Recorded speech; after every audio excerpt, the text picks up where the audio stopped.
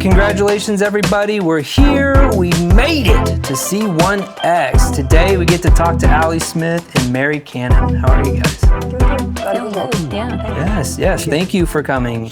So we've met recently, Allie. You've never been at Putting League. At least you have, right? You haven't been there when I've been there, but so meeting you tonight. So this is great. But I would just start. I was saying like how quickly you were willing to be like, yes, I'd love to come on the show. JT kind of introduced us, Pete Cashin, and they were like, oh, you got to get Allie on. I'm like, I would love that. And like, come to Putting League. Okay, I'll be there. And then it was just immediately like, okay, we're doing this. Great. It's their fault that we're losing all our money to you then. Yes. Yeah, he shows up and it's like, I've never missed a putt before. I'm just like, what?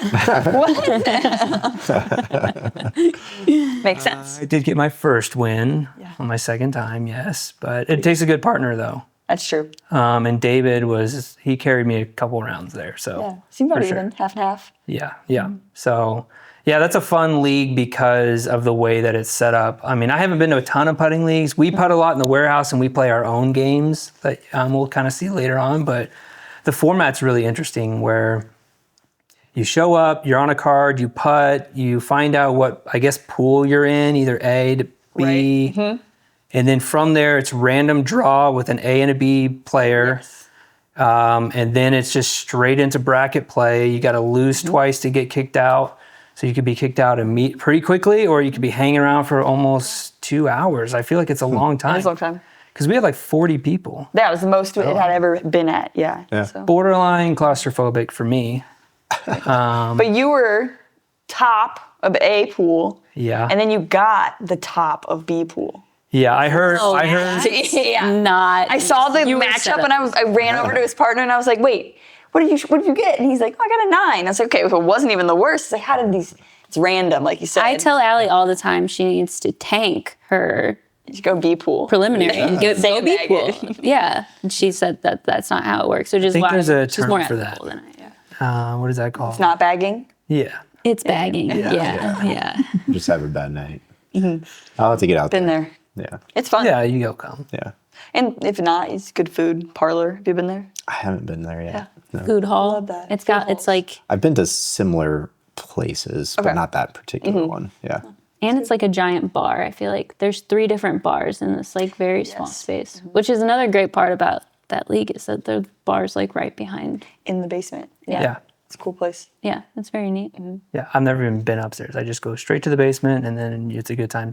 What door did you walk in? The main glass door? Or did you walk in through the back white door? No, the main. I don't know about the white door. Yeah, secret white. They had the glass door locked and I was like, oh no. And then I was like, I think there's a back stair. I've seen some people go up the stairs. I've seen you come down it once. And I was like, but it says employees only. It does. I'm That's pretty the sure this secret is the back door. And then the secret white door. Yeah. So it was unlocked and we came down, but yeah. You gotta be bold. Yeah, JT's great. We love JT. Yes.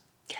I've met that whole crew, I guess not this year, last year. I've only known them for like 2 months now. Okay. Like I've known their like Pete Cashin's name, obviously. Yes. Right. The legend. But yeah, JT, Rich Smith, like I just met them at the Foxtail Farm Championship. And then it's just been like, wow, like this has been fun. So get to meet them and all that and get introduced. I feel like I'm just blowing up with them introducing me constantly to people now. That's the thing. Yeah. They're just like crazy connected and ready to spread disc golf. It's awesome. Yeah. Yeah. It's very cool. Yeah. I feel like that was my just like Facebook. When I first started playing disc golf, I was like, join the Facebook group. And I was like, okay, so here are the people I picked out, like Dick Parker. I'm like, I know he's a notable name based on how he like comments on people's stuff and just like, so I didn't get the formal like introduction. It was more through like COVID and really just, I was fresh into disc golf, but now I'm starting to actually meet people in real life. I'm thinking about like drawing a conclusion on Dick Parker based on his Facebook presence is a terrible thing. It was. And then we met him and I was like, wait, you're great. Oh, you're like nice. So funny. I love you. Yeah. It's been cool to like actually be in the community. We were kind of talking about this on Tuesday of like enjoying it and like having fun. And it's more than just like, oh, I'm coming to like win or be the best putter, but I'm here to like talk to people and meet people and learn their stories and what they're putting with and all those things. So that's been nice this off season. Well, I feel like that's a great little segue to just start talking disc golf really and kind of your story. we've gathered bits and pieces. We did our little bit of research and things like that. And, but why don't you just kind of take us back? We'll get to some of these items that are on the table as they fit the story, but just kind of take us back to when you even first saw a Frisbee or threw a Frisbee. Yeah. Awesome. Okay. First time I threw a Frisbee is in like high school, just playing catch, maybe PE class. Loved it. Loved throwing it. Really good. I loved to run when I was younger, and just like run and catch. Really like satisfying. You did something and you accomplished it. So I loved doing that in high school. I went to Missouri State for college, and I was like, I would love to do that. But I was nervous. I didn't want to dive into the team, because it's a very team sport, ultimate. And I was like shy and a little nervous. Didn't want to do that. So my first day of college, I went to the little fair and I found disc golf. I was like, these people are going to go after this. We're all going to like carpool to this course and we're going to play it. I've never done it before. But I was like, it feels a little less stressful. And we get there, I throw my first forehand, which I knew how to do very well with a lid, with an ultimate disc.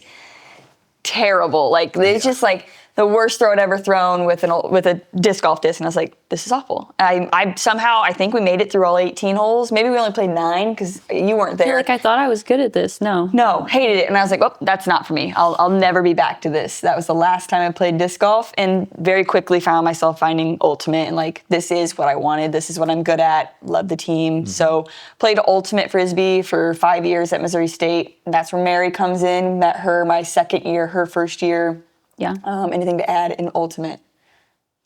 Really, I mean, she was really good at ultimate. Like, our team wasn't great because we didn't have a good foundation. You guys play ultimate? Yes. Yeah. Like, we didn't have a coach or a foundational understanding of ultimate, but we were really good. Offenses or defense. Like, we taught each other how to throw. Yeah, we were just like good friends that vibed. So we would be like, you're faster than that girl. Just go run faster. And Allie will throw it in the end zone and you'll catch it. Yeah. But like, I think even in ultimate, like we played kind of the same roles of like, I was a lot better on the sideline, like telling people maybe where they needed to go on the field.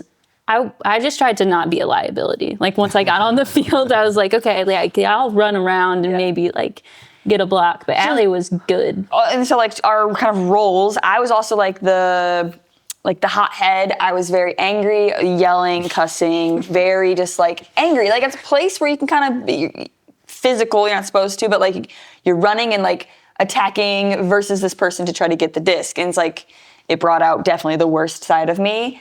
Yeah, she wasn't like I wouldn't say like aggressive, but yeah. Aggressive. I mean, just extremely competitive. Yeah. So upset when she wouldn't perform as well. And then when our team is not trained or properly knows how to play this, so we're not good, but we're skilled individually. Is the whole thing. Yeah. So through Missouri State, I became a teacher. That was my kind of goal, is to become a high school math teacher. We graduate, we move back to Kansas City. Yeah. At this time, we are dating. We're together. We've been now together for 9 years, going on 10. Year 10, yeah. That's why my last name should be Smith, but it's not yet. So we got, I guess, pause on the disc golf story. We got engaged in 2018. I think 19. 19? Yes. Before COVID. COVID happens.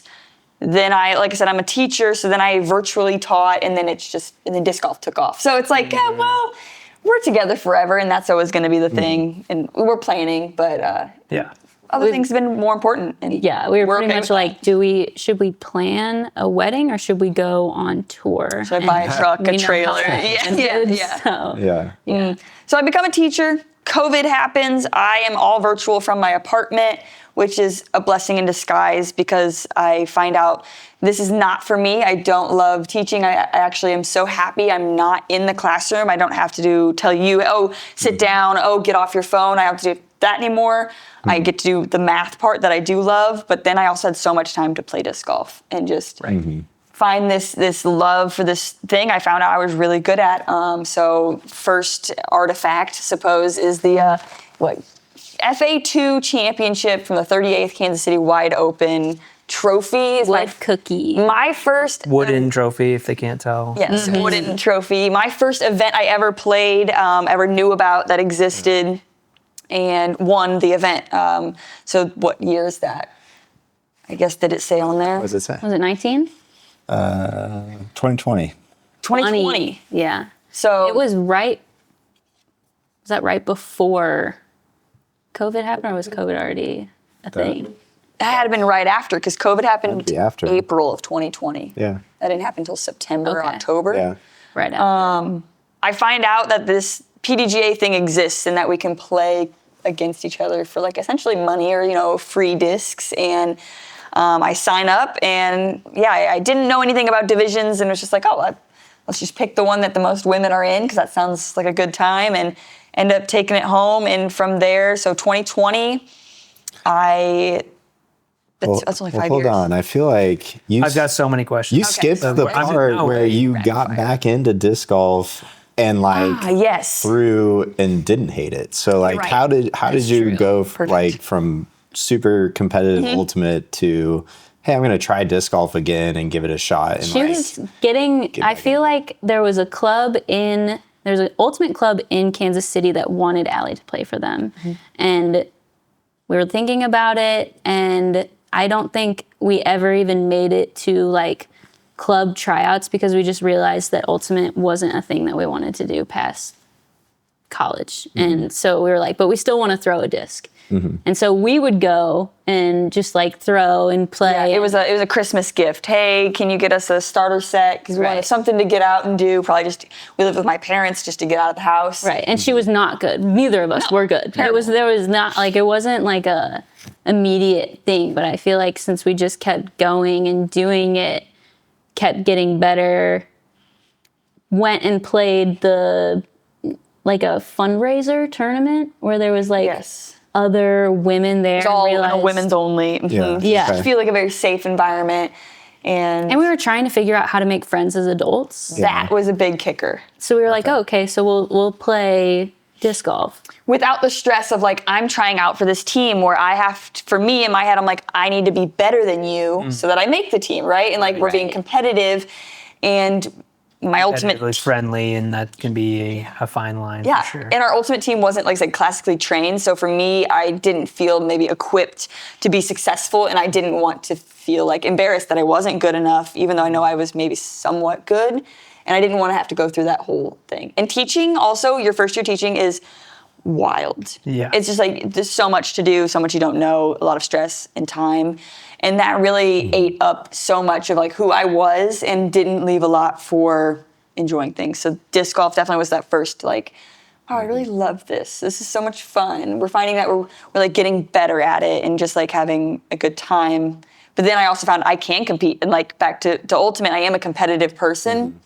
But with disc golf, I found that I don't have somebody to be angry at. You didn't catch my disc. Well, the basket didn't catch my disc. You didn't throw it, didn't putt it well enough. So I think that was like, it was a really big growing opportunity for me as a person, and like becoming an adult, and like just like finding this passion that isn't pulling the like worst out of me. It feels like it does pull like the better part of me. Sometimes not. Yeah. I'm still angry. Like I still get, yeah. I still have that anger inside of me when I miss the putt, and you want to bend your disc in half. But I do feel like I've come a long way from where I was if you had seen me in college playing. I watched ultimate. the like highlight reel of Kansas City Wide Open. It was like your highlight reel, all the rounds. And you could tell, like, the passion's there. Like, when you made a putt, the fist pump went, like, you would run them in. I was just like, okay, she's awesome. Because I do want to see that. I want to see someone who really cares. Yeah, But there is there's a ceiling to that where you're like, all right, we'll stay in control. We need to be like a crazy person. But Right. there's nothing wrong with really wanting to get into it, really liking it, really wanting to do well, and showing that on your sleeve, I don't think is a bad thing. Yes, So definitely. And that is kind of how I felt about being a teacher, right? I want to be the best teacher I am, but I don't know that I necessarily have the right tools or maybe the right system in place to be the best teacher. And you have to be a little fake. You have to, you can't cuss. You got to dress a certain way, act a certain way. And for me, it wasn't it. So the virtual teaching was a blessing in disguise for me to have more time finding myself in disc golf. We started playing amateur events, and I happened to be the last spot into AM Worlds that year, 2021. So that was this event that I won is the end of 2020. 2021 AM Worlds in August. think we played like 11 events or something. In that, short time while I'm still teaching. I make the last spot in Am Worlds, and I end up winning Amateur Worlds. So we're just which was crazy because going into Am World, she was experiencing the most depressing defeat she'd ever felt in her 8-month career of disc golf because it's a short. She had just lost Ledgestone. Ninth place, devastation. Right. Because she'd won every other tournament she'd ever played The prior 10 events are all ones. We had a running joke of she had won everything. So anytime after the tournament, we'd get in the car, I'd be like, hey, Al, how many events have you played? And she'd be like, 5. And I'd be like, how many have you won? And she'd say 5. And then after Ledgestone, I was like, I guess I can't say that. Yeah. So we go to Florida and we play Am Worlds and we win Am Worlds, and that is the moment, the cusp where I'm like, okay, this is it.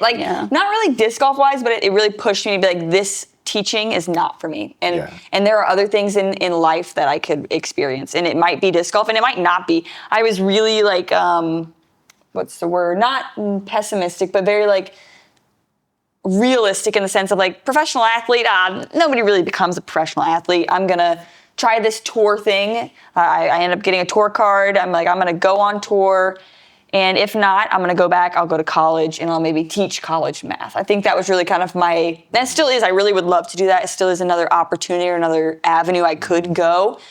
And going into that first year of tour, I had that mindset of this isn't real. This is for fun, right? This is so cool. Ella Hansen, Missy Gannon, what are we doing? This is a great time. I'm competing with them. It was sponsored, but we weren't getting paid. We didn't have a big contract. DGA gave us 500 discs and we're go crazy. And we're grinding, trying to sell them on the road and stuff. So we were if this doesn't work out, no big deal. We'll go back to being regular schmegular. Yeah, and that mindset led to a really successful year one. So we're at year one of Pro Tour disc golf. Did we skip?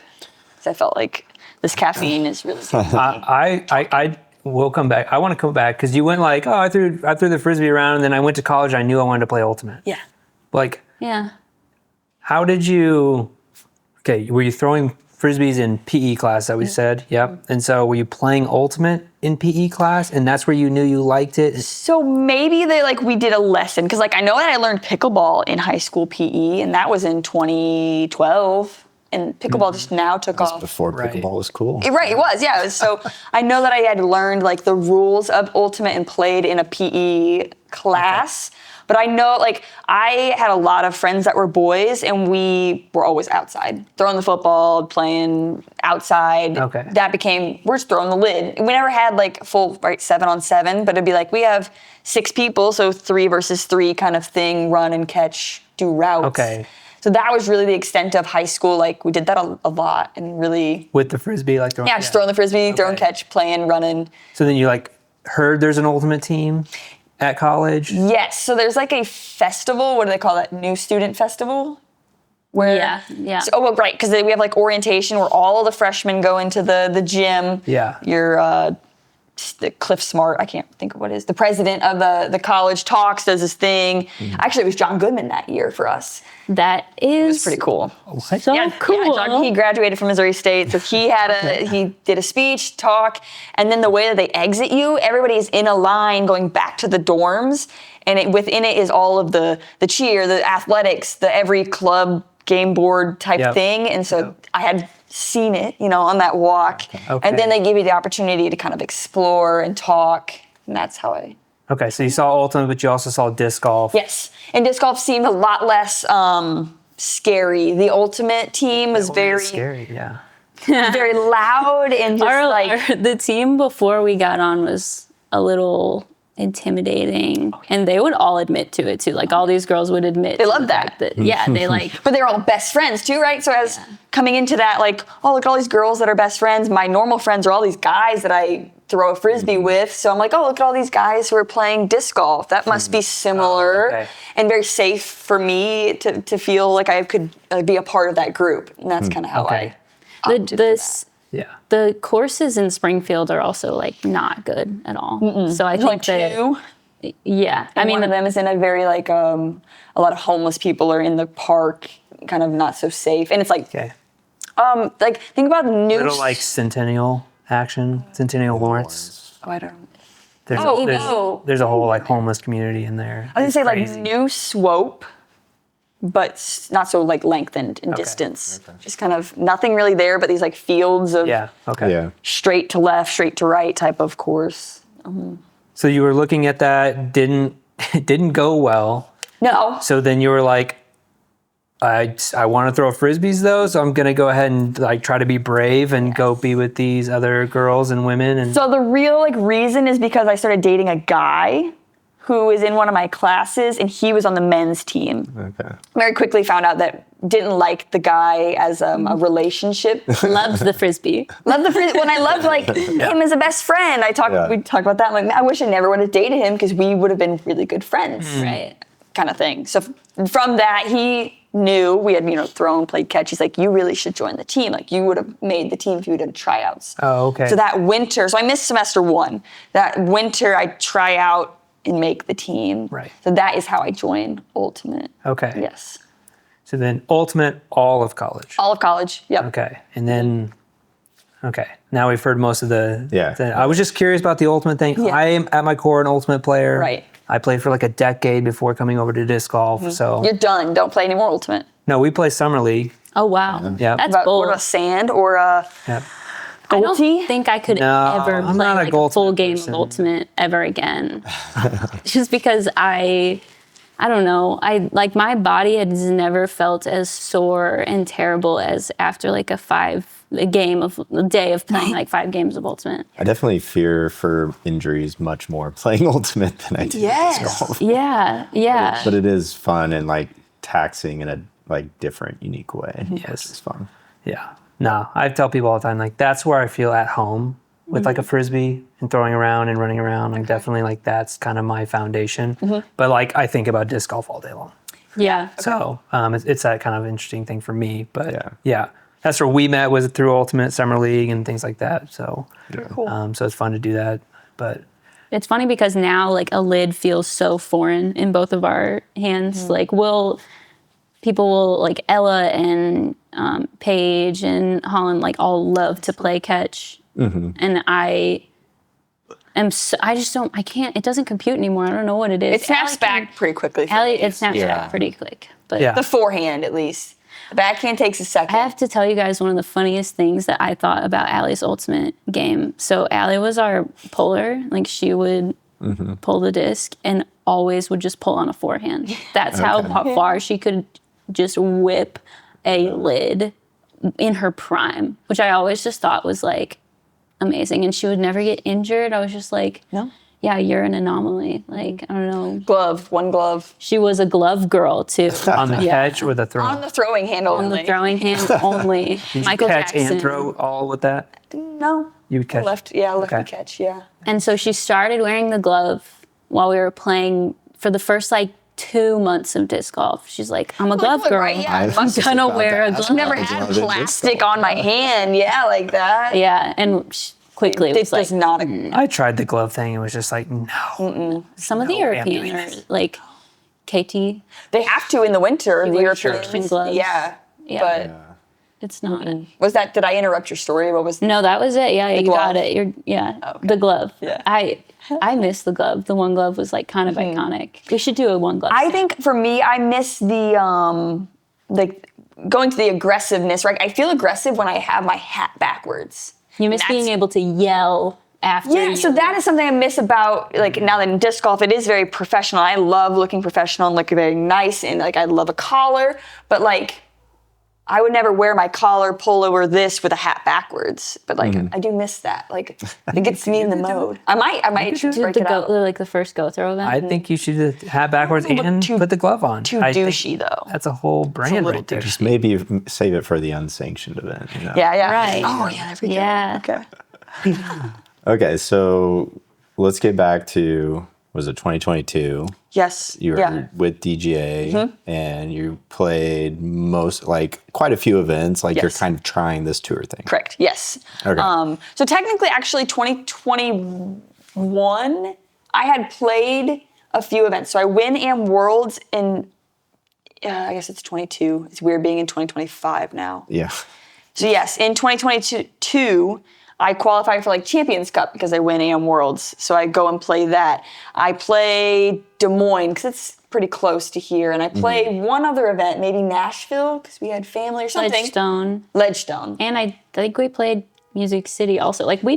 So I played, but I didn't play like, I didn't play like 10, but I played enough that I was qualified as like, that was my rookie year. Big mistake. It was a mistake. Because if we hadn't played those like couple of events, enough events to qualify her as a rookie, she would have blown 2023 Rookie of the Year out of the water. Yeah. But we just didn't know. Like there was so many things rising up. Well, it was like, didn't Juliana Korver get Rookie of the Year? Exactly. Yes. So it was really, my disc golf career is so small, right? We're in 2025 now, so really only 5 years of even knowing that the PDGA exists. So I didn't know about NADGT at the time. That would have been a great avenue for me to go and get a tour card, or at least get like a sponsorship through that to get me on tour, versus just like, I'm kind of flailing about. I'm like, this is me competing with the best. Well, from what I feel is I've shown I am maybe the best in my local area, and I want to go compete against more of the best women. This is the way is on the Disc Golf Pro Tour. So I played 6 events. The next year I'm like, I'm done. I quit my job. I'm going full tour. Gonna go basically everything. We bought a truck. We bought a trailer. Do you want to tell them what we were touring in before we bought a trailer? Right. So my rookie year, 22, we were in an 8-person tent. We called it Tent Mansion. Wow. Okay. Oh, so you set up the tent every time. Every week. Yeah, we go sit at in a little air campsite. Just with whatever your vehicle was. Yeah, and a Chevy Equinox. Yeah. So we didn't sleep in the Equinox. We slept in the tent. It was awesome. Yeah. And then we made it. We would stay at the same places as we played this tournament in Kentucky, and Holly Finley, we were staying at the same place as Holly Finley, and we started talking during the round. She's like, "Where are y'all staying?" And we're like, "Yeah, blah, blah, blah." And she's like, "Oh, really? I haven't seen y'all." And we're like, "Oh, we're in this tent over there." She said, "Oh, honey, you're in a tent? If you need anything at all, you let me know." And Holly, I think, obviously could absolutely stay in a tent, but she was just, I think, flabbergasted at the fact that I think it was pretty cold out, and staying in a 8-person tent. We could stand up. It was nice. I miss it sometimes. Yeah. But the camper truck is way better. Yeah. Way better situation. Yeah. And year 1 is great. I had this mindset of I'm going to probably go back to college or going to go do something. This is just a kind of a gap year, right? Didn't take a gap year. Really never traveled. Always been from Missouri, done everything in Missouri. We both have always wanted to travel. This is a great opportunity. Yeah. And we play great. We have a great year 1 on the Pro Tour. Cash at every event. And we're just this is amazing. We're just stoked. Can't believe how I couldn't believe it. I was we were doing. I couldn't, some weekends I was you we're not playing up to your potential at all, and we're still cashing. How is this happening? Yeah. It was kind of insane. It was, yeah. It was great. I make all of the playoff, and Green Mountain was, or I guess it's that Worlds. Made all of the playoff events, made the Pro Tour Championship my first year, and we're just wow, maybe this is real. We're not going back to college. This is awesome. I can't believe it. And knowing that I had such a successful year, I felt that I would be able to get a sponsorship that would actually provide some sustenance for me to actually be on tour and not rely on having that successful year and whatever. I didn't have to rely on that because of the mindset, but we were able to get Thought Space and Infinite and Grip actually, I guess. See, fast forwarding. It's hard, yeah. Year 1, we win. We win the Kansas City Wide Open. Spoiler alert, maybe rewind and go watch it. But we win the Kansas City Wide Open at my home course where I learned to play disc golf, learned and quit many a time. Allie Lore actually ran cross country through the woods of Scottsdale Park before even there was a course there. Silver event then, or was it? Silver event, correct. There was still an okay I think I beat Holland and it was still a big deal. Yeah. And it was televised. I definitely think that's when like your name, I think, had been popping up because you were like up there. Yeah, because But then like when you won, I few. definitely feel like that kind of did. accelerated the narrative. For sure. You know. And it felt like that. And then everyone went to Europe. And it felt like once the tour came back, they were like, oh, like, who are you?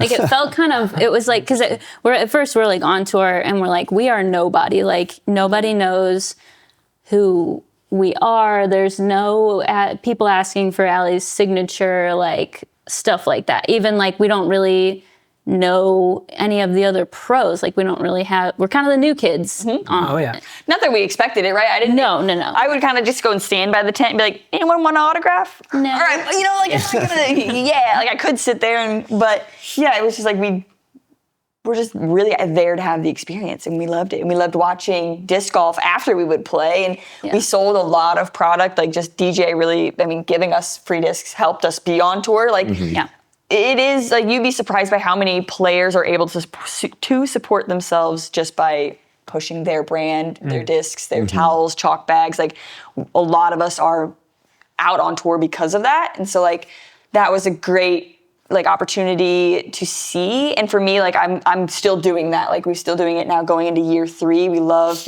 being at the fly marts and vending and being a part of the community. Like I think we've really found we love the space and not just competing in disc golf. I love getting to meet people and hear their stories and see how it's impacted people. I think that's a big, disc golf has definitely impacted a lot of people's lives in different ways. And so that's really cool to experience.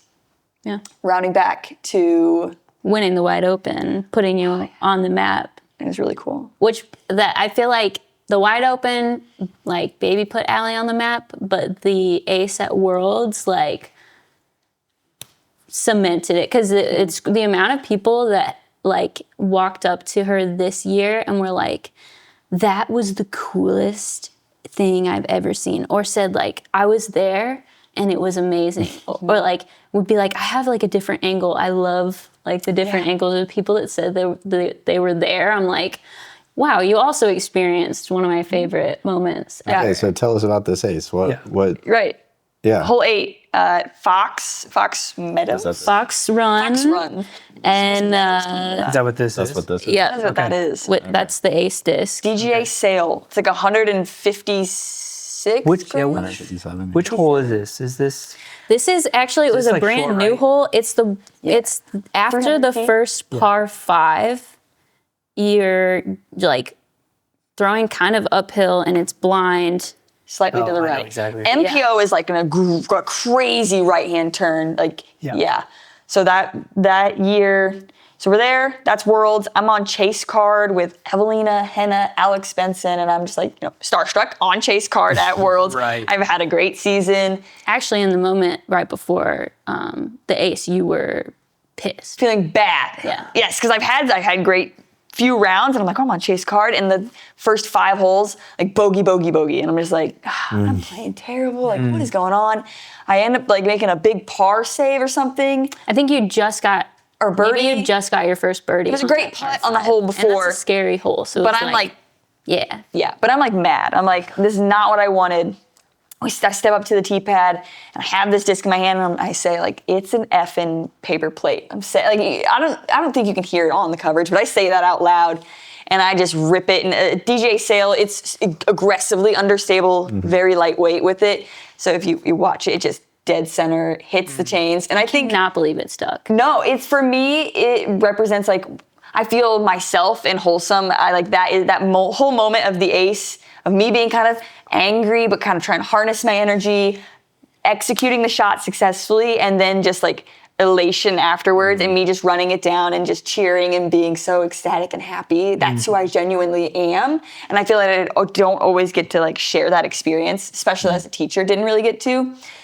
Yeah. So it was so cool. And then like I said, everyone was there. They played it on coverage a million times. Everyone, after when I finished my round, then people were like, can you sign my disc? Because they got to see it and they knew just like they got that moment for them was just as special as it maybe was for me to execute. Yeah, I mean, they're out there. They probably paid to be out there. They're like, it's a big deal. They're seeing all their pro heroes come by, and then they also get to witness an ace. Like, of course. Yeah. Like, so that is definitely, and that was only ace number 3 of my whole life, and it still is only ace number 3. I've only played disc golf for 5 years, but got best ace of the year, so that's the little trophy there. The Jomies Award. Oh, fun. Yeah. They voted on best things. I love it because it's like one of those that you got like in middle school or like when you played like church league. Yeah. It's funny. So that's year 1 kind of summed up. Yeah. We win a Silver Series, ace at Worlds. And then your literal last tournament was chase card at the Pro Tour Championship. Yeah, it wasn't the best chase card performance, but like that's where I got to at the end. Like it's amazing. Yeah. Great finish. I felt like I belong. I've got the skills to do this. I can compete. The bar was high though. Like we felt she was like, I know I have the skills now. So here's the evidence, right? We had all of these tournaments that proved that. So then we were like, great, we're gonna go in the off season. We're gonna talk to these companies, get some contracts, get some things working, some jerseys, some discs made. So there's my Thought Space mantra that we've got out. Help design that artwork. It's a beautiful disc. Nice. How did you help with the design of it? So the dragonfly and kind of the triangles and circles is symbolic of Coheed and Cambria, my favorite band. Nice. Okay. So that was kind of the idea behind it. And I was Cool. like, yeah. I feel like some sort of animal is always easy with disc stamps, and then something with shapes, geometry. That kind of fit there. It's a good idea, I thought, and it looks great. Sold well, yeah. And with the way they do like the 3 foils, it's easy to kind of get one on the circle, one on the triangle, and one on the it's Right. all together. So off season, we go back and substitute teach. That's really flexible for us. Like, So you're a teacher too, or were a teacher, okay. I went to school for outdoor ed. I did a season at like an outdoor education facility that was like 3 months in the woods away from. This is why camping in the 8-person tent was like totally cool. With Yeah, that's why it was really like totally fine. I always knew that I wanted to like travel and like see stuff and experience things, but I never knew like what that job would be. So this is actually perfect for me. Like a lot of people I feel like wouldn't want to just like tour and caddy, but it really does fill my cup. I dig it. Yeah. did we get off track though? Probably. You were talking about substitute teaching Right. after that Off season. after, Off- yes. Yeah. Season 1 is great. We're in the off season, training, getting sponsorships, and we're like, great, let's year 2, here we go. You're talking to companies. Yes. So like, and then you, like, how did you come to a decision and like? I had actually met Aaron with Thought Space after at Worlds. At Worlds. At Worlds, he invited us to come like stay at his house the next week.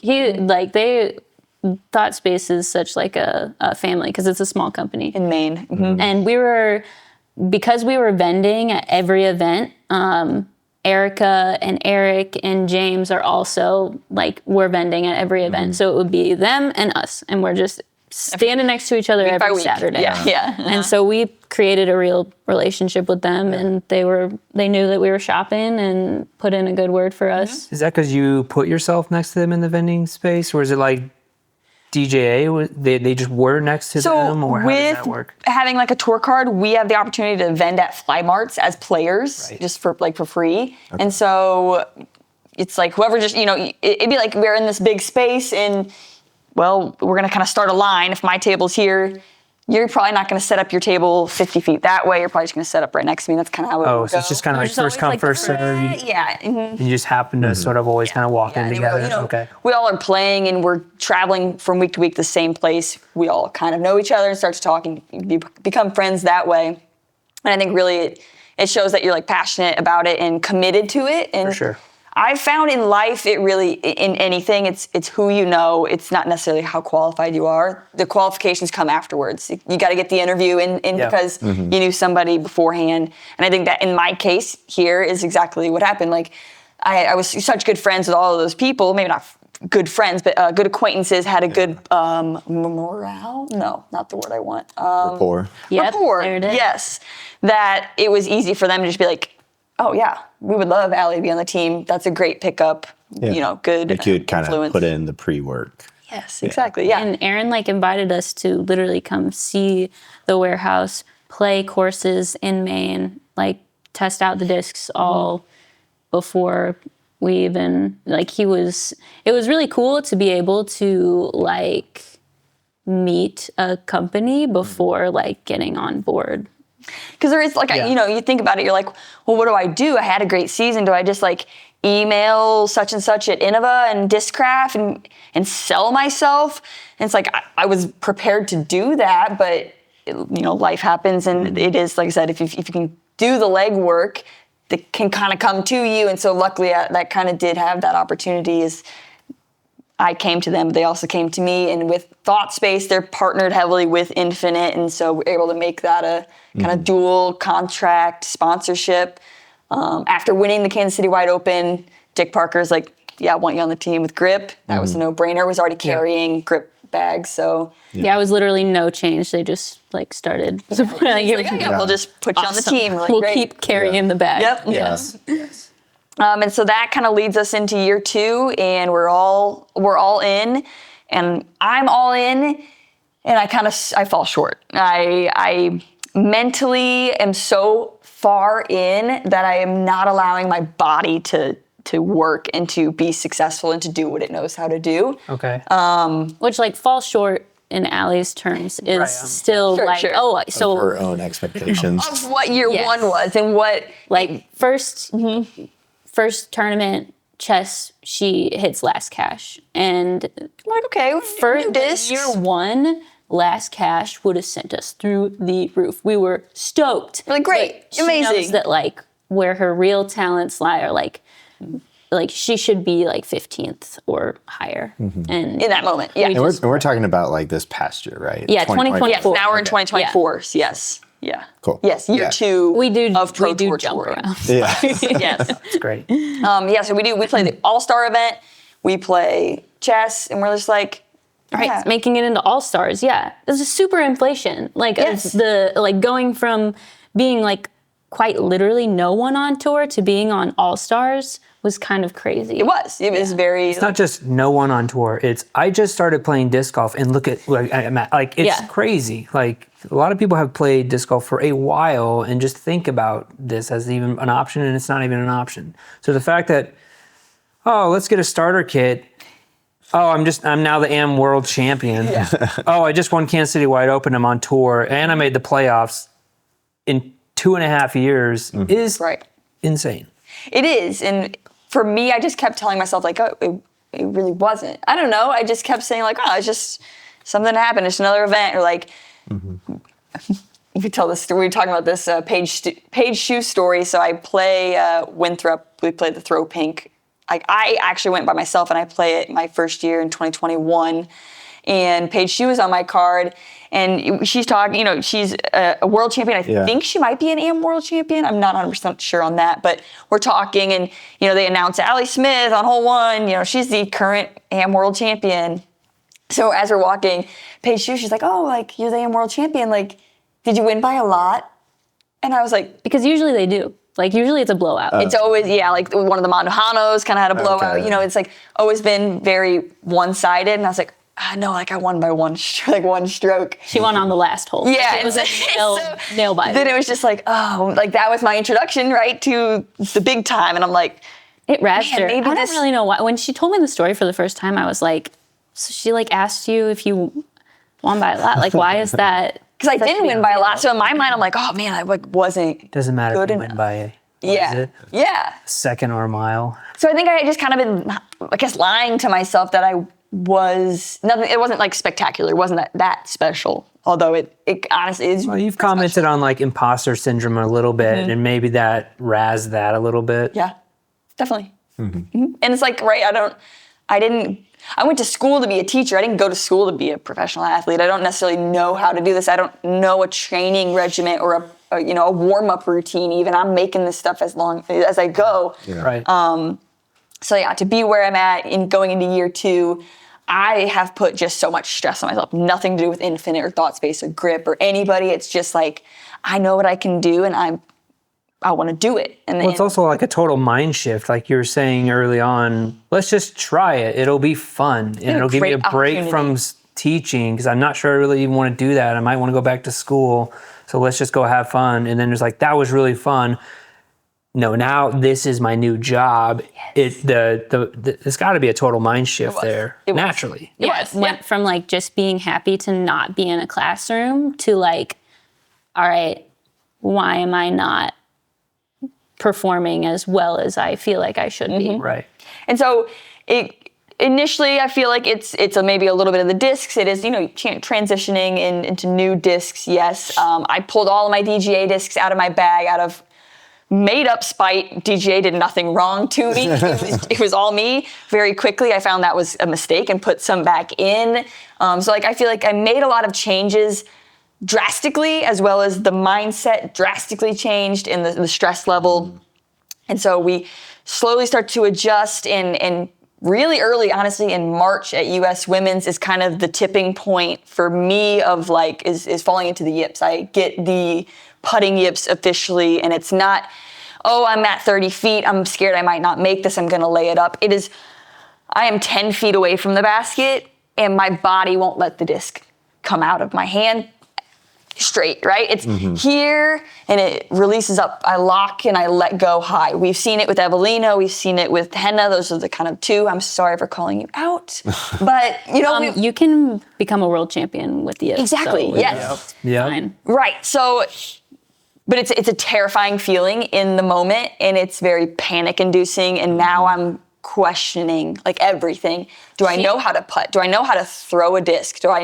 That day after, so I like 3 or 4 putt from 10 feet. Can't even tell you what score I get. I said, I'm sorry guys, I can't count. Can you guys tell me what I get? Like have to Full on panic attack. take my shirt, unbutton it all the way. It was bad. Freaking out. I thought we were gonna have to leave, which for me, I'm like, I don't care. Like, let's leave right now because I just want you to feel better. But she's like, I'm not.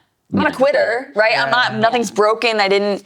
Luckily, the girls Right, my on our mental- card were like amazing. And it was this Stacy, like Kiefer, and Lucky, and Macy. Macy. And Jamie was there. And Jamie. Yeah. And so like literally they're just like, Allie, take your time. Like you're okay. Just like calm down. Which is, it's okay. I feel like a huge testament to like the type of competitors that are in It's all human at the end of the day. Like, right, I'm bawling, I'm sobbing. Like these girls are like, I don't care. Like we're gonna help you as a human being. It got to the point that day where I'm like, what foot do I begin with when I go up the stairs? I begin to question everything about my life and reality. And it's like, it's so funny. And it is really funny now that I'm out of that moment. But it's like, I'm questioning every single thing about my life because I can't, like my body won't let this simple action that I've been so successful at. Right. And it's, right, I could throw a ball at that post and hit it every time. We all could pretty much. And so that was so jarring. And that's March. That's early. That is, we still got all this time. I'm like, I can't quit. What are we going to do? I'm like, I don't know that I want to talk to like a therapist because therapy is scary. And in that moment of I'm in a panic state, I need to kind of just, I wanted to wade my way through it and kind of maybe it's just this moment, maybe I stress, whatever. She kept telling me like, we'll do it in the off season. And I was like, I cannot wait to the off season. So I figured like, right, the off season would be great. It's a long ways away. Very quickly, I was like, okay, well, let's do it in our mini off season, which for us is July. We take June, July off because we sell fireworks. It's a great thing that we do. Branson, if you're ever in Branson, Missouri, yep, we got you. Mm-hmm. So that's why I was like, let's do it then, right? Because at the same time, it's like, well, how do I find a sports psychologist? I can Google sports psychologist, but we're in Texas. Don't know how that necessarily maybe works. So we're just like, Mary's messaging like, JT, like, can you help us? Do you know anybody? What can we do? Can she talk to you even? Like she needs just help coming off this like ledge essentially. how did we even get through? I cashed at that event. I don't know how. Barely, yeah, which was crazy.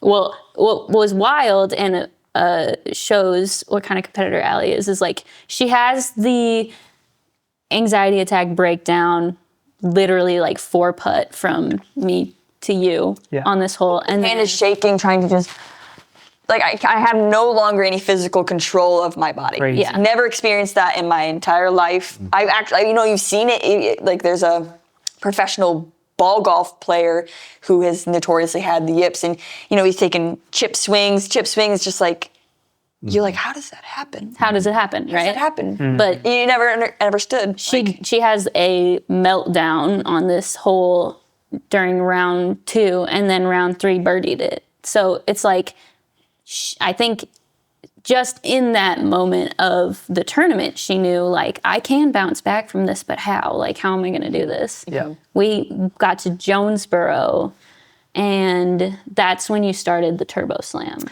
Yes, so that's in April. So a month, a few tournaments, maybe 2 or 3 kind of go by. Yeah. And I'm really struggling, and we're at Jonesboro one round, and I'm 8 feet. We're inside the bullseye. Like we're talking bullseye putts here, and I'm like, and her miss is high or low. This is it's I'm not more of a push putt up and down, no snap or spin. So I'm not really ever missing left or right. But when I come up, I'm like, let go. And I don't, and then instead of like resetting, I keep going and then let go up there. And it's like, when she told, what are you doing? She told Evelina about her yips, and Evelina said, like, what is your miss? And Allie said, I'm the band or the cage. And she said, at least you hit the basket. Which was like, yeah. but like so funny. And That's so sweet, though. And because Allie knew, like, okay, like I'm just not, my hand's not opening. She's like, what if I just threw it into the basket? I can throw anything and hit a spot 10 feet away. Yeah. Mm-hmm. And that started working. So I've we've all messed around with the regular turbo putt, like Jennifer Allen, who's amazing at the turbo putt. Yeah, she finishes out holes like that. Yeah, a lot of From time. like 15 feet. Yes. Yeah. Like she's going, and that full is spin. also a result of kind of the yips that, like a lot of people, since like we've been going through this, we've met like so many people that have dealt with the same thing, which is kind of comforting just to know that kind of everyone can go through it. Right. Yeah. So instead of the spin, because I've not been successful with that, I was like, I'll just flip it like a waffle or a pancake is flipping in the air. Yep. And the way that it flies at that distance, you can throw it pretty much as hard as you want, and it's just gonna go straight in the basket. And so for me, that became my new bullseye putt. I didn't have any like trauma with it because I hadn't missed. And if I did miss, I'm like, I'm throwing them. You don't throw a disc like that. How silly. Like when it'd be like one miss around, you're like, that's not that bad versus 3 in a hole, perhaps. And the mental stress she was taking off of herself by just saying like, all right, I'm just gonna chuck it in was like huge. It all boils down to my mental state and my mental, what's the word we use? I can't believe I can't recall it right now. Cognitive load is the nice therapy word. So in a round, our cognitive load is going to vary high and low, but on the tee pad, I know what I'm gonna do, so I throw it, and I'm like, great, we're putting for birdie. From the moment I walked off of a tee pad, knowing that I'm 10 feet away, my cognitive load was so high because I'm already thinking like, oh no, I have this putt. Am I gonna turbo it? Oh no, am I gonna be the last one to putt? And all these thoughts are rapid firing, be it positive or negative thoughts, probably mostly negative at that point. It just takes over everything. And you've now used so much energy to try to control the brain or try to control the body that you don't have like a mesh between what your brain is trying to tell your body to do. And so you've completely gassed your bandwidth. Yes. And we're Now on there's just nothing. There's hole 3. no And it got to the point space to think. where she was like, I'd rather it be at 15. And like so she'd throw it to 10 feet out and people would be like, good job. And she'd be like she's freaking out. Oh, like, no way. And a lot of the times if she'd be the closest one because she's at the whisker. The whisker is was her death zone. Like if she was at that bullseye whisker and all the 3 other girls putt because they're right out and she's like right there. But now I had to wait 2 minutes if you all took, a minute and a half. Yeah. And I can't stop my brain. I don't have the at that moment, I didn't have any strategies. I didn't know how to cope with what was going on. And I will say, like, my brain is going all the time. I wake up and I'm ready to clean the house and make breakfast and do all of my chores for the day without even going to the bathroom. I'm just ready. It's kind of human I am. And so that's hard when you play a competitive sport that is 4 hours long and needs your really direct focus only for a short time. And then you kind of just hang out, chill, talk, look at the trees. That's really difficult. Did it just happen instinctually, like one time in a round on a hole, you picked it up and just chucked it in there out of fury? Or was it like, oh, we're sitting in the tent and how can I get over this? Maybe I should do this. Which one were... I don't think we did that. I don't think that we talked about it. I think I really want to say it was at Jonesboro. It was on the iconic. So now that they switched the layup, so I can't.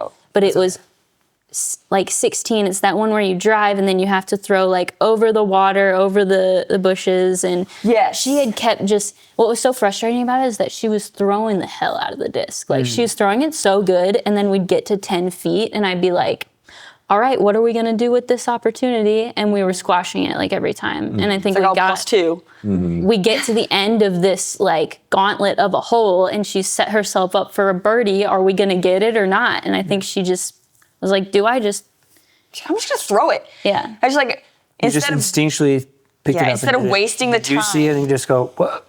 Yeah, I was kind of freaking out because a lot of these, I started to not watch as much because I like am as high as her cognitive. It's hard to watch that. It's extremely difficult. Partner struggle like that. Yeah. You can't do anything about it, especially in the moment. That's something she's so good at too. Where I'm like, I describe it sometimes as like, if you ever play video games and it glitches and you're like, hold on, that's not what was supposed to happen. Like I pressed A. Like sometimes I'm like, what just happened? Yeah. How did you just miss that? How did you what is going on? So it was difficult, but especially through this entire process of just like choosing to have to trust what she's going to do and what she's going through. Because I can't know what she's thinking, but in the moments, like all I want to do is help. So I started filming it to show her like in these moments, like what she is doing, what she looks like, because she kind of blacks out.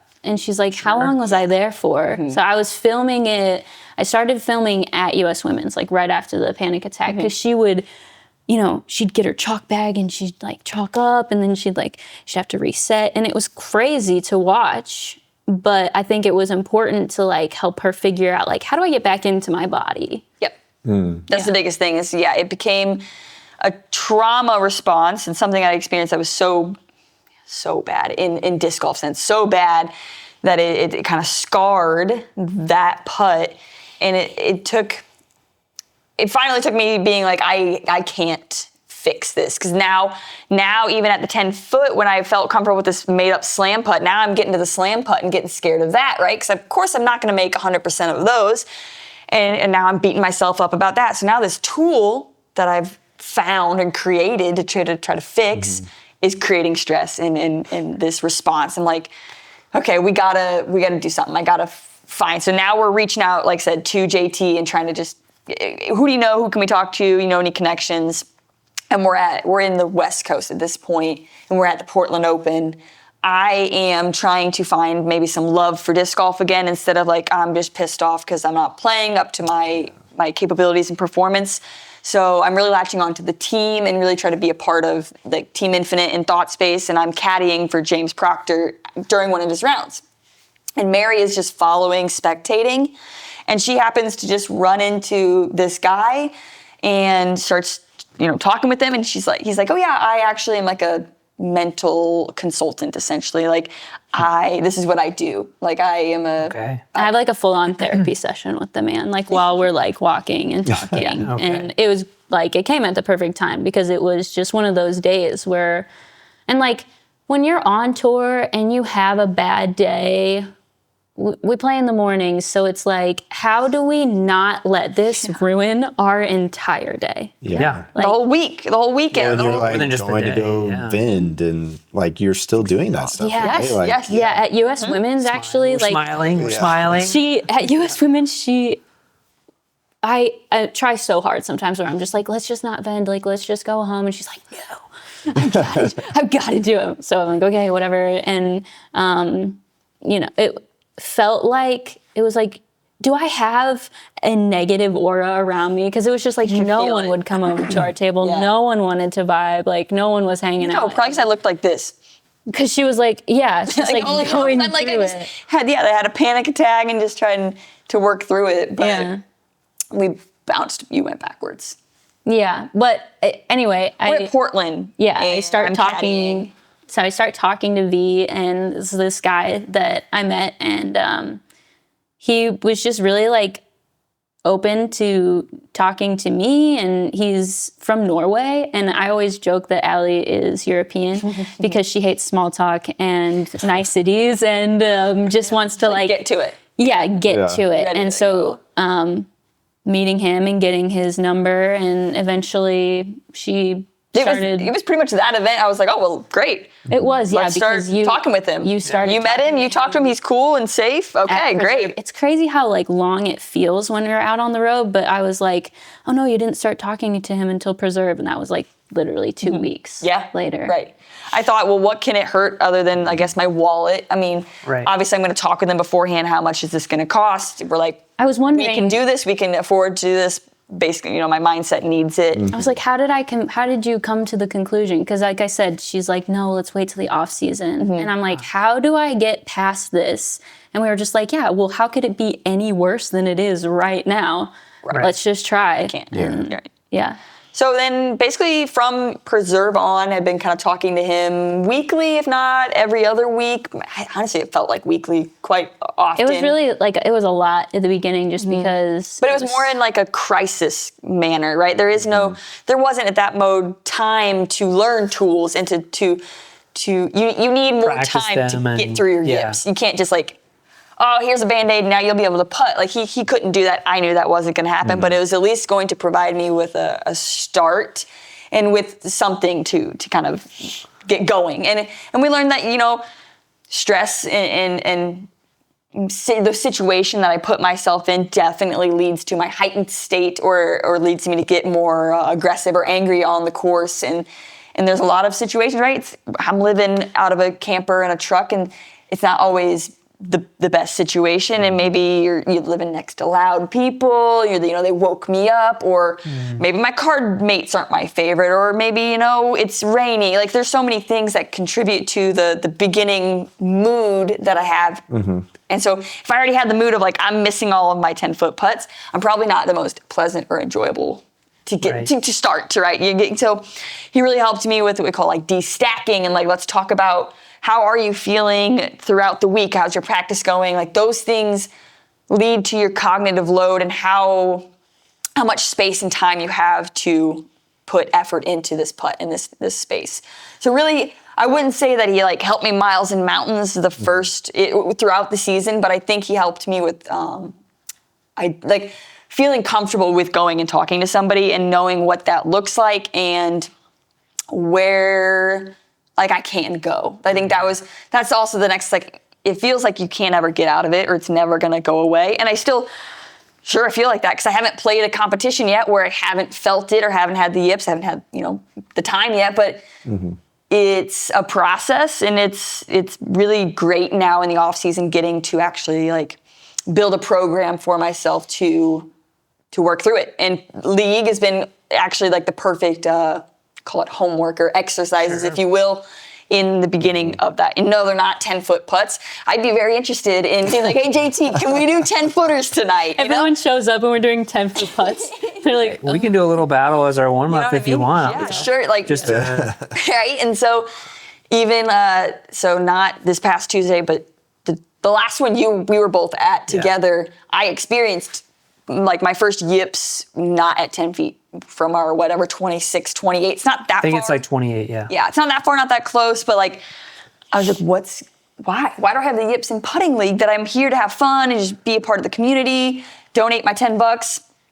Talked with V and was just like, why is this going on? And he's just like, well, you're still thinking. And so now I've got like, we call it a brain scan or a body scan. So I picked a color. This is the beautiful green that actually essentially I picked out. This is almost the exact color of her body scan. It's ironic, yeah. And so I guess in the military they use this to help people get to sleep faster. And so you basically are just envisioning the color that you've picked that invokes a positive reaction or some confidence. For me is what it really is invoking confidence.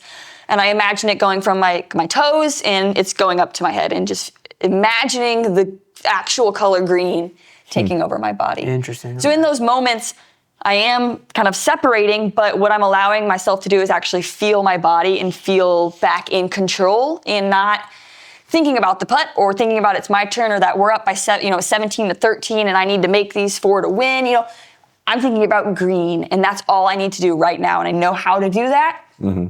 So then I can step up and go back to my routine with a clear green body. So that's been really like cool to use in my practice. Even I want to make all my putts in practice. Not always going to happen.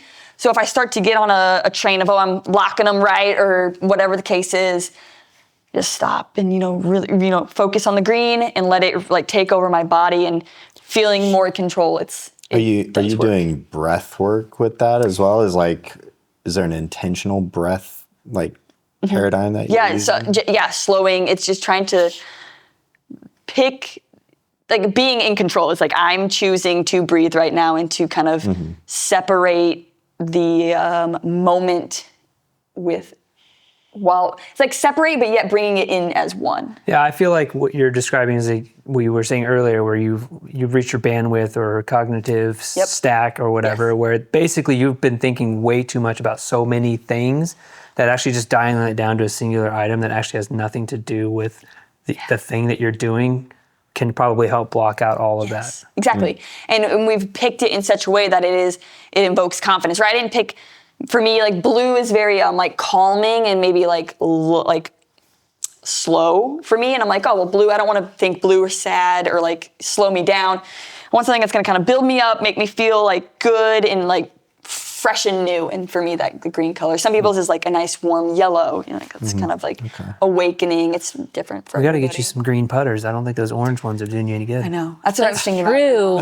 That's such a good point. You might have just unlocked something. You've got some like fresh, bright orange putters. They are. I mean, they're hot, but They were. you might need to get out of this. We're workshopping a lot right now because we're trying to figure out what the right putter is because the plastic is so important. The feel is important. The feel is super important. And a lot of people will be like, oh, well, I switch like during the winter and the summer and our season is like pretty cold for most of the time because we're playing so early in the morning. So she realized the other day that like she might not be able to putt with what she was trying to putt with because I think her hand got like sweaty and she was too hot at the league. So she's like, I need to figure the league where I felt myself get the yips where I just like was yanking them or like completely airball whiffing. I'm like, I'm obviously not in my body because I started to then think about my hand. I'm like this new plastic and I'm cold, but now I'm clammy and sweaty and it wasn't coming out normal. That's not a good combo. It wasn't. So right, if I'm thinking that, I can just go back, go pick something else out, Yeah. I like a really like firm, hard, stiff plastic, but then it is that grippy, like I don't want it grippy where it's tacky. I don't love using a chalk sack because it's just another component that I got to move and mess with and think about in my putting routine. Yeah. That's why being open bag is just like OP. nice. Like being able to just be like, oh, so I can go pick out any disc. Yeah. That's going to help me. That was one of the best things about signing. This is random and off course, but It's not. It's actually a question I have from our bullpen. Ask her about this. yeah, like So. when we were talking with Infinite, one of the things they said was like, no, we want you to throw with what you can win with. Yeah. Throw whatever you want. And it's just like, that's so cool. And they were kind of on our list of like dream sponsors once we realized like, ooh, this is cool. Like who should we try to get sponsored by before DGA approached Allie, she was like, she had an Infinite account. She would like leave reviews. Because they have a cool website where, you got points and then that kind of, I think it got me like rewards or maybe like discounts or, things like that. And I was like, this is so cool. I love this. And then, finding, it's I think for them, they have such a like, not stranglehold, maybe a stronghold on the concept of like they manufacture discs. They have their own line of, the Pharaoh, the Emperor, but they're like one of the largest and kind of first big retail stores. So they're selling everything. So of course they're like, well, we'd love to sponsor you because if you throw the Zone, which I throw a Discraft Zone, it's like someone's probably going to come from, if they really support Allie, they're going to go to Infinite and buy a Zone instead of going to Discraft. For sure. Yeah. She does still throw pretty much just Thought Space and Infinite because it fills out everything. But I mean, the Zone's in there. You still have a Bonsai and an Aftershock. But I feel like Putting with Wizards. Yeah. Was putting with the Wizard. maybe. I think it might switch up. The Steady. I really love the Altar, which is the Thought Space one, but it's like I said, it's just getting that plastic, and they've gone from the one manufacturer, now they're trying to bring it to Maine and have it manufactured there. So it's really just trying to work out that baseline plastic, and if they could, love that. Would love to. I love the mold. It's great. Honestly, like maybe this is like. Is it controversial? Is it a hot take? Maybe it's a hot take. That's what I needed. It's like.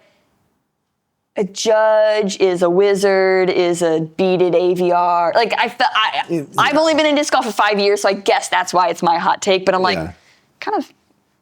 It's not like it's an inch or it's. Your real hot take that Allie said before is that if you're a good enough disc golfer, you should be able to pick up anything and throw. I've putted with so many putters at this point; it doesn't really matter. Right. But yes, bead or no bead is like a big difference. It's a big It's one. more about how it feels and the confidence. It's comfortable. Yeah. Yeah. So. Yeah, I mean, with you having an open bag, I would definitely. My advice. I lean heavily on just how the plastic feels. It almost doesn't matter who manufactures it. Yes. Yeah. I've bumped around from all kinds of manufacturers. Like I really like the butter. Yeah. Yep. That plastic feels incredible. That disc is really nice. It's basically like a little wider Luna, but the plastic, in my opinion, it's stiff but grippy. But like I putt with P2s right now. Okay. I used to putt with the KC Whale from Innova. Switch up The a fair 80. amount. Lunas. I mean, I just move around a lot. Like Jaggers. Like I just kind of try them all, but most of them end up being because I'm just like, well, this plastic feels insane. So then I just switch to them. Yeah. But yeah. Right. And I'd be interested to know like. So we have the big Michigan companies, MVP and Discraft. You've got Innova, that's in South Carolina. Their headquarters is in South Carolina. Right, so they make discs, but they have to make their discs from plastic. So where is the plastics coming from? Is it like, is there? That guy. Yeah. So I selling fireworks, we met a guy. He was like, Oh, yeah. I had my basket. At that time as an amateur, had all Wizards. And he like grabbed one. He's like, what, you play disc golf? He's like, I work with the pellet company I work directly with the company. And so it's just like, how many pellet companies are there? Is the ESP of 2022 the same ESP plastic types? You know what I mean? Like, Sure. I feel like there's a lot of nuances that we'll never know. Yeah, and terms there's all different plastic type. blends, and I got to tour Jesse Trash Panda. Nice. Their new facility, which is really cool. But they're dealing with recycled plastic, Right. which is like a totally different story. But I mean, there's just so many variables that go into like the plastic, the moisture, the environment, humidity, the temperature that they push it through to inject it. Right. So there's like so many variables, and it's really about making it as consistent as you can. I think that would be Allie's other like disc golf dream job is to work like in a manufacturer, like pressing the button to do the disc. Yeah. Yeah. It's cool. We got to It's like engineering. I don't know if that's the type of math or whatever that you like doing or whatever, but Loved all math. any kind of math. Yeah. I always, honestly, I talked about since I was like in elementary school, I'm like, life is so not fair and hard because I can't do everything. I'd love to be a farmer for 2 years. No, I don't want to live on a farm forever, but wouldn't it be cool to like have cattle and do that for 2 years and then be like, okay, now I want to go try to work at Wall Street for 2 years. And it's like, you can't really do that, So yeah, I think there's a lot of things I'm like, I would be successful at that. I would love to do that. So I think it's good. You've already described how your brain You're works. right. Like it's, you're waking up and running. Yeah, pretty so, much. One of our friends once asked Allie if she ever thinks about math while throwing, and she's like, every time it's a triangle. Yeah. And I was like, what are you talking about? It's like, yeah. She's like, duh, like you throw the disc and it's flight path and then it's pretty much triangle. It's a triangle. I'm like, oh, duh. I'm sorry, why did I never think of that? I'm like, okay, your brain should be studied for sure. Yeah. All right, so you're working through some stuff still, but like it's better. And to like maybe kind of summarize, like kind of, if anybody else is going through this or whatever, it's like you kind of did like this shock therapy almost of like just change, like change the motion. Yes. Yeah. And then you got help and like worked through that and like started to like deal with the emotional stuff. So, I mean, I think that's like a good process and like it's doing better. And so how do you feel going into next year, like where you're at now and like... Yeah. So it's definitely like year 2 is... Or, 3. It's, well... We're going into it's year hard because 3 on like we tour. talked about year like 2 with Thought Space Correct. with Infinite. right. This is year 3. My second year on tour definitely is going to guide my third year on tour. And I think the big thing is finding the childlikeness. I'm reading a book and feeling the like passion and love for my life, our life, and what we're experiencing again, and being like, I'm not at a desk. That is true. And I'm like, I'm never going to be at the desk again. I think that's what I kept saying to myself last year was like, well, yeah, I know I'm not at the desk. I'm never going to be there again. I'm going to be here at this T-pad. So going back to like, I love that I'm not going to be at the desk and keep saying that and latching to that and signing up for tournaments that I want to play and playing them because I want to, not because, oh, I got to make sure I get 3 pluses, 2 majors, and 10 elites so I can qualify for X, Y, and Z, right? That's playing events to get a score to qualify for another event later on. I want to play Waco because I love playing the course. I want to be able to go to Austin because I love the on-site camping there and being able to walk to the course, things like that. And so going to some of these go throw events where we get to stay on site, we get to vend and meet the community. I think that is on my radar. There are events that I am going to skip and it might be controversial. It's really for like scheduling purposes, like coming back from Europe, I'm gonna miss Ledgestone. It is a plus, but we're getting a bunch of plus events early in the year. And I would rather enjoy my time in Europe and focus there. We've never You're going performed. to Europe. We're going to Europe. She honestly has not performed terribly at Ledgestone, but it's always like, I just missed the cut by 1 stroke. Right. And I feel like, because it's always at sunset and it's like, I better birdie every hole out here. Yes. And it's just like, if we can take the stress out of it as much as we can, then we need to. Like, we need to be being like humans first, figuring out what makes us happy as humans first, and then being disc golfers second. Because like in the thick of it last year, Allie loves playing video games. She's big on like Stardew Valley, and like she was playing Zelda, like Breath of the Wild, and single player games now. Yeah. If I didn't exist, she would be playing video games all the time. True. So, but because she was not performing well in disc golf, like she wasn't playing video games. She wasn't eating candy. She loves eating candy. She's a 12-year-old boy, essentially, and she was like punishing herself for not performing well as a disc golfer. I felt guilty. I was like, I'm not putting in the effort or the time or the, like if I was, then I would be.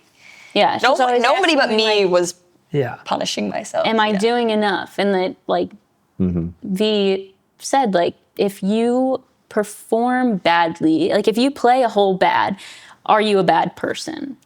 No. Like, you are not. How you play disc golf doesn't represent you as a human being. So, like, figure out how to be happy and just, like, enjoy your life, and then success will happen on the course. When you say controversial, are you like, is that a little bit of like projecting of what you think people might think of you? Or is there actual controversy with the tournaments that you decide to play? Well, I would say it's controversial in the sense of like Ledgestone notoriously has one of the highest like payouts. Northwood Black is amazing. I love that course. So controversial, is it just like because you might miss out on the payout, or people expect, your sponsors expect you to be there, people expect you, what do you mean by the guess controversial part of it? I feel like the public, like, say, Honestly, even like players, I can already like hear. I mean, we love Ella. We hang out with Ella. oh yeah, all the Ella's time, going best friend. to like, because Ella's going to do the same like schedule as us, and she will play Ledgestone. Yeah, she'll and probably she's fly going back that to make fun Monday. of us for not playing Ledgestone. And You can get there, you can play, and you can miss out Ledgestone, and right, you know what I mean? Like it's like Okay. no, honestly, the controversial one, if you jabs, want to get jarring. into it, is us figuring out whether or not we want to play throw pink.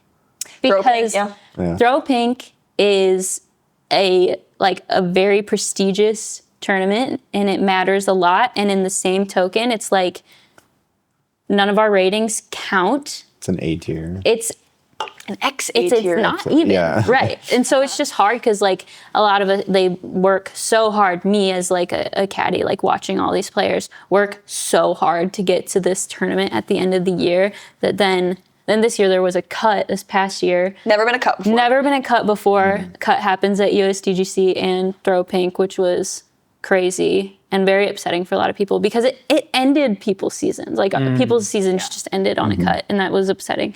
But it was like a tournament you had to qualify for.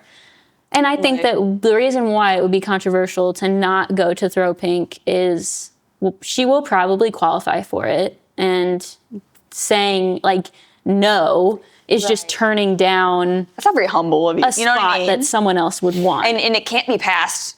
It I mean, cannot that's be always the passed, thing which is we've- really unfortunate. Yeah, like Yeah. Paige broke her leg. She couldn't pass her spot, even though she, Okay. you know what I mean? Like, and I don't know if it's said about that, but it's the scores are made up, or the rules are made up and the scores don't count. It's whose line is it anyway for disc golf. And it really is. It's like there are Yeah, holes where Winthrop it's is like hard. it's stroke and distance, and then it's like, oh, well, rethrow. And it's like there's so many different holes that have so many rules that aren't PDGA rules. Yeah. That's why it makes it the X A tier. Yeah. Erica called hole 17 where dreams go to die because it is. Like you miss It's an easy that hole. island In and practice, make it 1,000,000 times over, and for the guys, make it one single time. if you miss that on your tee shot, you have to just rethrow Yeah. immediately. Yeah. Yeah. Twice if you miss. It's just Yeah. it's brutal. Yeah. So I think it's controversial to want to skip that because of the prestige that has been wrapped around it because of USDGC. Throw pink's only been an event for now.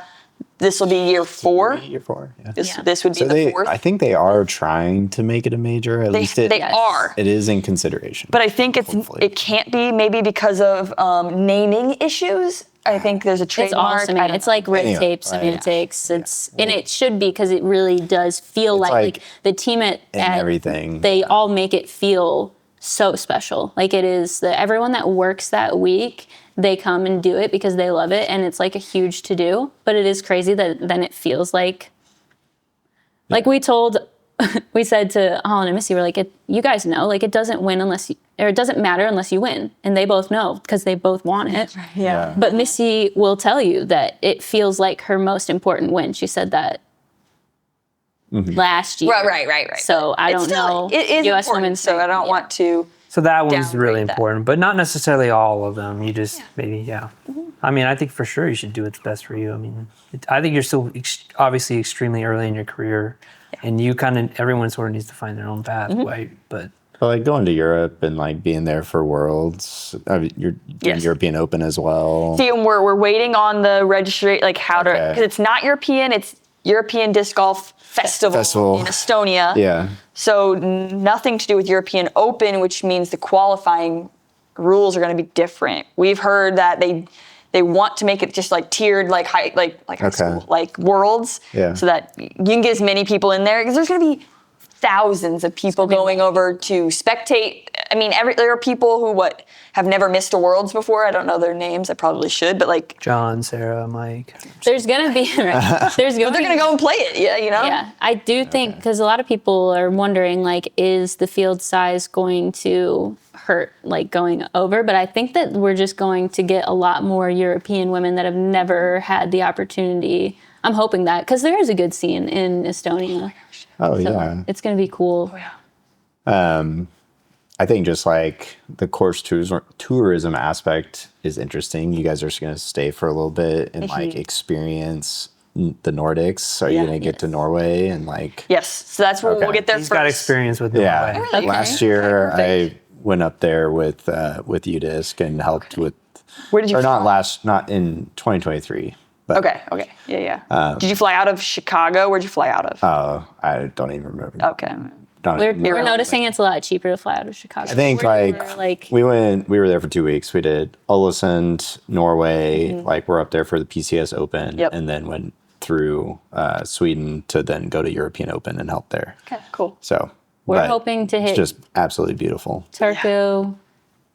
Is it? No, it's cool. Yes. Krokol.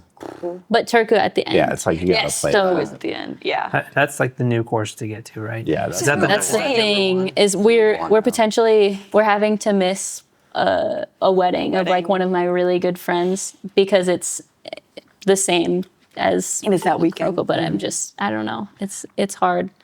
But there's a lot of time off too. It's like there's a couple of weeks off. Yeah, James is going to be our tour guide. He thinks he's European. He wants to be European really badly. So we're gonna. Like he did the extended last year. Yep. Right? He loves it up there. Like, And I think there's a few pros that want to go and do kind of the big one again. Yeah. Because for MPO, they can with U.S. women's, like we have a major there, they have like 2 off weeks or something that they can kind of go to Europe early. You would just have to skip then Des Moines, which is actually the Discmania. Discmania Open, yes. Or challenge, yeah. 2. It's always really hot and stormy. Yeah, true. Well, I'm sure you guys will love that. Definitely enjoy it.